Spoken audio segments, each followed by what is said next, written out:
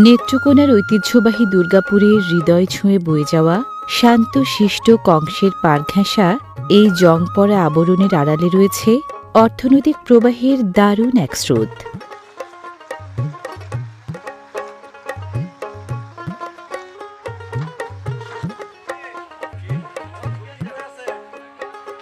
খুব সকালেই শুরু হয়ে যায় এখানকার ব্যস্ততা।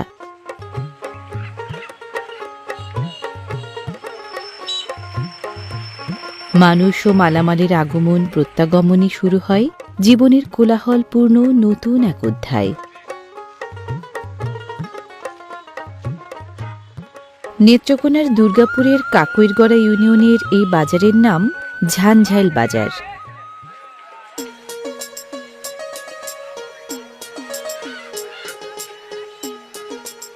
সপ্তাহের 2 দিন শনি ও বুধবার এখানে হাট বসে।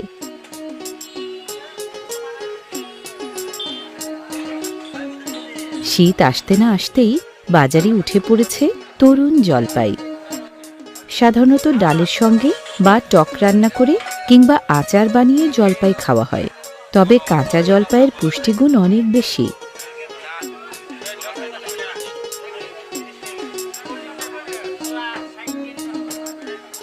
শীত আসার আগেই তড়িঘড়ি করে বাজারে উঠে পড়েছে শীতকালীন সবজির বেশ কয়েকটি পদ।